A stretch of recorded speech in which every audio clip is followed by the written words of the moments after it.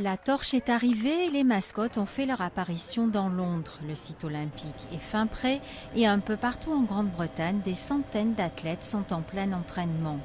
Les Américains à Birmingham, les Australiens à Manchester, les Britanniques à Loughborough. Dans quelques jours, c'est le coup d'envoi des JO et les sportifs essaient de garder la tête froide. Pour le moment, nous sommes les favoris. Et c'est difficile de dire si nous ne ferons pas mieux que le bronze.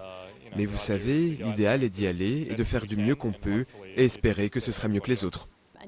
Je me concentre vraiment sur mes performances et je ne m'inquiète pas trop des attentes, de toute la pression autour de moi. Tout va plutôt bien du côté des sportifs, un peu moins du côté des organisateurs et du gouvernement britannique. L'État a dû mobiliser en catastrophe 3500 soldats supplémentaires, car la société privée en charge d'une partie de la sécurité n'a pas réussi à déployer les 10 400 gardes prévus dans son contrat. Et son PDG a passé un mauvais quart d'heure devant le Parlement.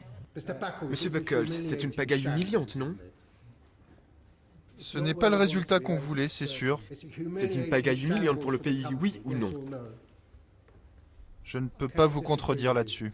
Au total, 40 000 hommes et les équipements les plus sophistiqués sont mobilisés pour les Jeux qui devraient attirer 2 millions de visiteurs à Londres. Sécurité et transport sont les plus grands défis à relever. En milieu de semaine, des voies spéciales seront ouvertes dans les rues de Londres pour que puissent circuler les dizaines de milliers de participants aux Jeux. Mais dans une ville où les embouteillages sont légion et les distances très longues, voici le moyen le plus sûr pour arriver jusqu'au site olympique. À défaut d'être le moins cher, il vous en coûtera la modique somme de 50 € aller-retour.